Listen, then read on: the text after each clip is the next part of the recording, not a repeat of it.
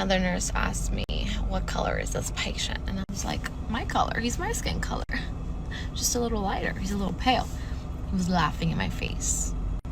He's like, really? What color is he? And I was like, I don't know. Like, he's our color. Like, our color. Like, you know? He was like, he's yellow. He has jaundice.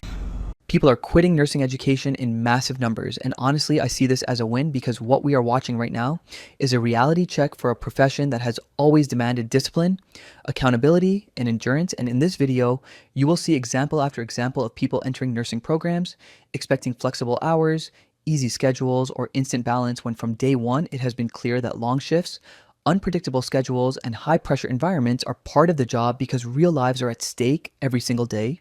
And if that expectation alone pushes someone out early, then that exit is protecting patients as much as it is protecting the system. Because nursing is not content creation, it is not a side hustle, and it is not something you can bend around convenience. And what makes this trend even more concerning is that some of the people leaving are doing so while openly admitting they were unprepared for responsibilities that were clearly outlined from the start, including overnight shifts, clinical rotations, and constant decision-making under stress and beyond the scheduling complaint. There are also examples surfacing of students who are not meeting basic clinical awareness standards, such as recognizing visible changes in a patient's condition, which is not a small oversight, but a core competency issue. And when education programs are filtering out people who are not ready, unwilling, or unqualified to handle that level of responsibility, it ultimately strengthens patient care rather than weakens it. Because the worst outcome is someone pushing through a program they resent only to burn out or make dangerous mistakes later. And while it sounds harsh, the healthcare system cannot afford professionals who are shocked by the workload or detached from the realities of patient care, and the people who stay and finish these programs are the ones who understand that nursing is demanding by design and requires full commitment, mental resilience, and constant learning. And if that means fewer but more prepared nurses in the pipeline, then that is a necessary correction rather than a crisis. Check out some of these videos. I quit my dream nursing job. I made a video about it. You guys have been blowing up my comments with questions like this. Let's talk about it. The past 2 years, I have been a pediatric ICU nurse, and I've officially transitioned outpatient and left the bedside. It is the best decision I ever made. I am now a circulating OR nurse. So I'm in the operating room and I help set up the room, put the patient to sleep with anesthesia, make sure they're positioned right for the surgery. I help throughout the surgery, moving equipment around that's not sterile, grabbing more equipment or things we need, shifting around. I'm basically there to help everyone in the room.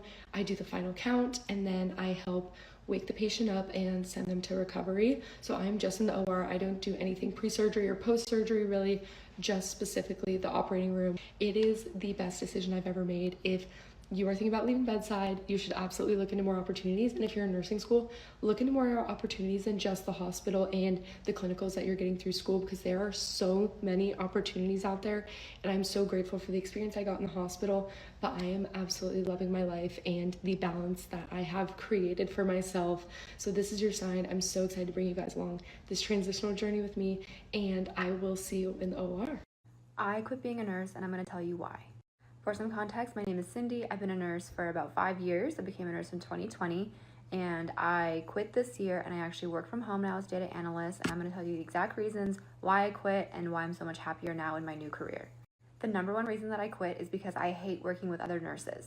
I'm not saying all nurses are bad. I just have had my fair share of nurses who were just straight up bullies, made my job miserable, and they were just miserable themselves and just brought the vibe down at work, and it was just such a negative environment to be in. Second biggest reason is because of management. When I tell you, I have not had a single decent manager in nursing. These people gaslight you. They don't care about you. They just care about their bonuses and their paycheck. They don't care that you're struggling on the floor. They don't really genuinely care about the patients either. And when your manager doesn't care about a patient, it kind of makes it hard for you to care about your job as well.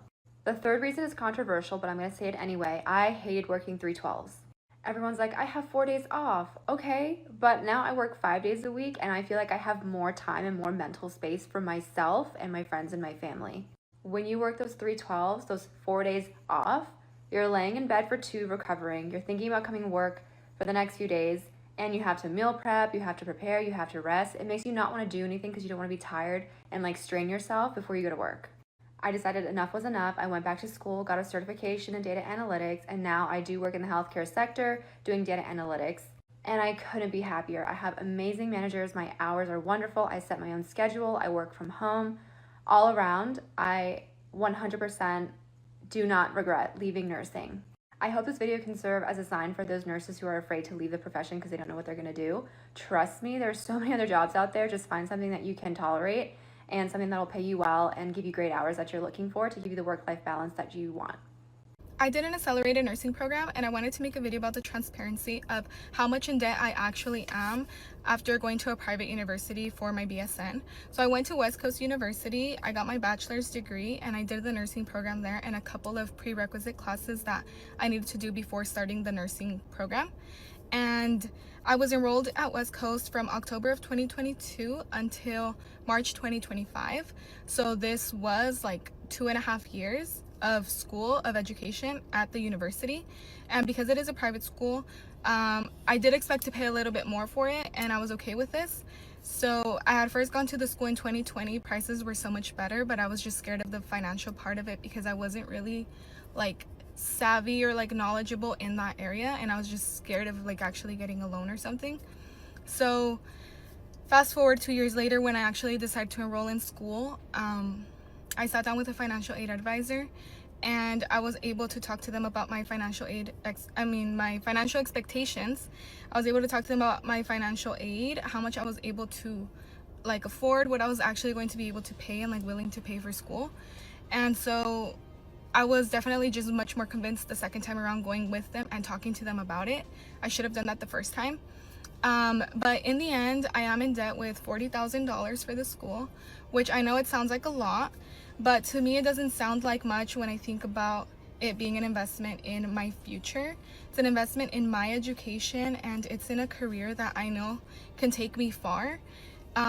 This career also allows for me to advance my career and get higher education from it.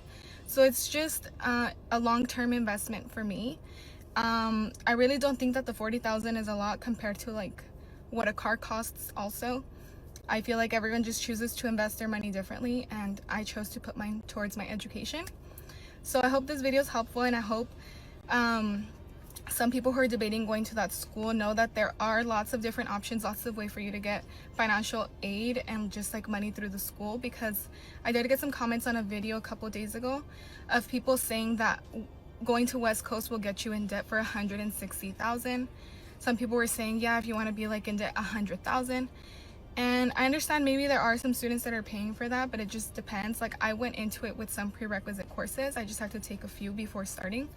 But that also lowers the price for you for attending. So if that's something that you're interested in, you can do your prereqs before actually going to the university. But don't be scared when you see people talking about $160,000, because that's not what everyone is paying. There's definitely lots of other ways that you can get the financial help that you need for school. My nurse today at clinicals asked me if I knew what an aortic aneurysm is. I said no. My nurse also asked me, what's the only thing that you mix with blood? I said plasma. I said plasma. It's saline, by the way. Another nurse asked me, what color is this patient? And I was like, my color. He's my skin color. Just a little lighter. He's a little pale. He was laughing in my face. He's like, really? What color is he? And I was like, I don't know. Like, he's our color. Like, you know? He was like, he's yellow. He has jaundice. Oh. Well, I'm sorry, sir. I wasn't walking in the room. He was like, look at his eyes. They're yellow. I was like, I'm sorry. So, in conclusion, I'm an idiot. Okay? Idiota. I'm stupid. Anyways, goodbye. Nursing burnout and emotional numbness needs to be talked about more within the nursing field. And you know that burnout definitely is more popular these days, but I feel like burnout can come in a variety of different ways. And so for me, my burnout was being emotionally numb. I was working in the NICU, and for me, the major thing was that I was dealing with so much emotional baggage. There's so much things that go and happen in the shift. Like you could be, saving a baby's life for your entire 12 hours, one baby who keeps on crumping, or you could be bagging a baby all on the same shift. And for me, it just came to a point where in the beginning, initially, I was just like, obviously I had to put on a face that had compassion, but then it came to a point where like this was so routine for me that I was just becoming numb to it. Like I just didn't have emotions. Even when I left the shift, I would just be so confused because I would think to myself, why am I just crying all of a sudden? Because in my head, like I didn't know, and that was until after I left the NICU that I realized, like, oh my god, I was just carrying so much, because like when it was time to go home and I had like my seconds to just like cry it all out, I would just like move on, like, okay, next. And so like for me, looking back, I'm just like, it felt like that was just burnout. And for me, my burnout happened so quickly, which is another thing that I could talk about.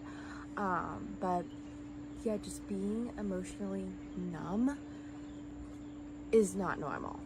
Okay, being emotionally numb is not normal, and you can't just go on a shift acting like not a human. Okay, that's not gonna help you. And so I would say what you can do if you're feeling this way is either one, get the support you need, take PTO, like take time for yourself, and if it becomes too much, then just gotta go, right? Like you gotta go. You can't carry all this emotional baggage with you all the time. And so I hope this, helps somebody who like might be feeling the same way, because you're not alone. And I would say all nurses feel burnout. Like, you're lying. You are lying if you say that you've never felt burnt out. No. So hang in there, and you got it. You gotta do what you gotta do to better yourself. I feel like mental health is such an important thing. So anyways, hope this helps. If I can give anyone advice on wanting to become an RN, a registered nurse, please, please, please, please, please, always, always try to get into your local community college for nursing. In my personal experience and opinion, spending $100,000 plus with interest just for a BSN is outrageously expensive. It's like you're putting yourself in a further hole of debt. Fall last year, 2024, I was enrolled in a private BSN program, and I was a little bit naive, and I was just thinking like, I'm going to get my BSN and it is what it is, right? Then I soon realized if I stayed in this program, I'm back at community college now for my RN, my debt would be like $100,000 plus graduating from this school. And while I was in this program, I realized that like the quality versus the price, like I'm not actually getting like my money's worth. Like it was outrageous, disorganized, almost everybody in my cohort. And it was such a small program. There's only like 20 people in there. And almost everybody was like bombing the exams. And this is a private university, by the way. I literally was debating on staying and getting ready to like sign another loan until I realized, let me do my research and see cheaper options because this ain't it. And now I'm back at community college. I'm happier with my choice, but just be careful. I understand that community colleges are harder to get into for nursing, but that should always be like, in my personal opinion, your first option. Always try to like diminish the debt as you can. Providence Hospital announcing more layoffs because of Medicaid cuts that have not happened yet. Let's check in on their executive salaries. Guy Hudson making a modest $6 million, while their president and CEO only makes $5 million with a nice $460,000 bonus. Keep in mind, this is the same hospital that got sued by the Attorney General because they were training their staff to not tell people about charity care. Jennifer Burrows, who makes over $1 million a year, said that nurse wages in Oregon are highest or second highest in the country. So therein lies the problem. It's these freaking nurses. There will be hospitals that are in rough shape over these Medicaid cuts, Providence is not going to be one of them. Having student loans has to be the most humbling experience I've ever had in my entire life. Because why, every time I check it, does the number barely change? Every time I check these loans, the numbers barely move. They barely move. And that is so incredibly frustrating because I pay double the minimum payment each month, and often I am paying even extra on top of that because I want to get out of debt. I do not want to be in debt forever. There's things I want to buy, and I don't want to have these huge, gigantic numbers looming over me forever, and it's like they just don't move. It's like that little guy with the fishing pole and the dollar bill, like, oh, you gotta be quicker than that. There has to be a better way to do this. This is ridiculous. I am outside for my break today because it is 80 degrees and freaking gorgeous out. But my work told us that we should try to use all of our PTO before it resets, otherwise we're gonna lose it. So what did I do? I freaking used it. Within the next 92 days, I will only be working 27 of them. I'm still gonna end up picking up 3 days of OT on the weeks that I am on PTO because I need money.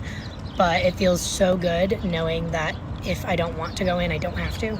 Will it cure my burnout? Probably not, but it might help a little bit.